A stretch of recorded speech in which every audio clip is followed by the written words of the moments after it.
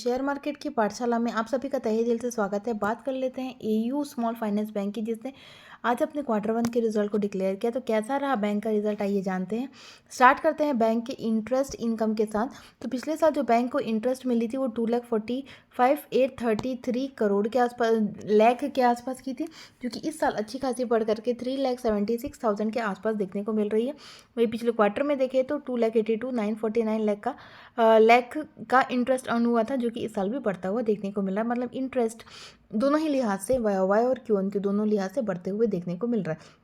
बात कर लेते हैं टोटल इनकम की। तो पिछले साल 277,345 लाख की टोटल इनकम देखने को मिली। इस साल बढ़ करके 431,469 लाख हो गई। वही पिछले क्वार्टर में 338,511 लाख का पिछले साल कंपनी को, बैंक को टोटल इनकम था, जो कि इस साल बढ़ता हुआ देखने को मिल रहा है। मतलब इंटरेस्ट टोटल इनकम अच्छे माने जाएंगे।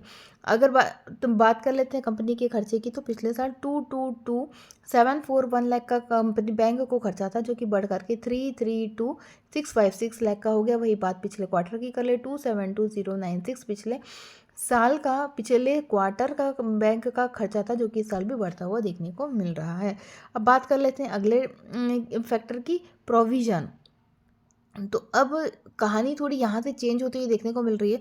अगर आप देखेंगे पिछले साल का प्रोविज़न तो मात्र 3,298 लाख का प्रोविज़न था, जो कि इस साल बढ़ करके 31,923 करोड़ लाख का होता हुआ देखने को मिल रहा है। वही ये प्रोविज़न पिछले साल 13,251 लाख का था, जो कि इस साल भी बढ़ता हुआ देखने को मिल रहा है। मतलब भयंकर प्रोविज़न में चेंज आया है, और इसी से ही आगे जाके इनके प्रॉफिट में कहानी थोड़ी चेंज होती हुई देखने को आपको मिल सकती है।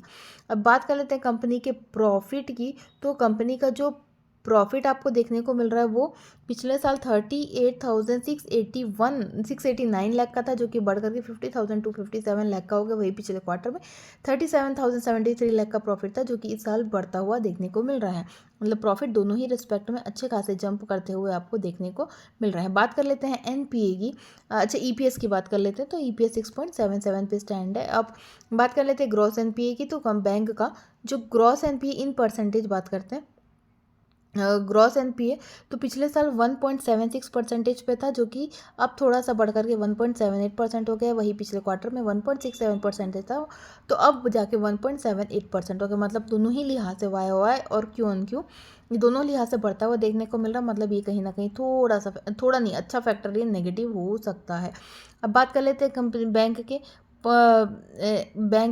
नेट एनपीए की। तो पिछले साल जो नेट एनपीए आपको देखने को मिल रहा है वो 0.55% था इस बार, और इस साल 0.63% एनपीए बढ़कर आया। वही पिछले क्वार्टर में 0.55% था, जो इस साल भी बढ़ता हुआ देखने को मिल रहा है। मतलब प्रॉफिट लॉस तक तो कहानी फिर भी चेंज थी, प्रोविजन बढ़ा, वहाँ से कहानी थोड़ी बिगड़ी। अब प्रोविजन बढ़ा होगा तो कासा रेशियो भी बढ़ा होगा, कासा रेशियो बढ़ा वो भी ठीक, लेकिन जो ये एनपीए बढ़ता रहा हर लिहाज से, आप वाई बेसिस में जाइए, आप क्यू ऑन क्यू बेसिस में जाइए, आप ग्रॉस एनपीए में जाइए, आप नेट एनपीए में जाइए, एनपीए आपको बढ़ता हुआ देखने को मिला। तो ये थोड़ा सा फैक्टर बैंक के लिए नेगेटिव होता हुआ देखने को मिल रहा है। तो ये बात है एयू स्मॉल फाइनेंस बैंक की।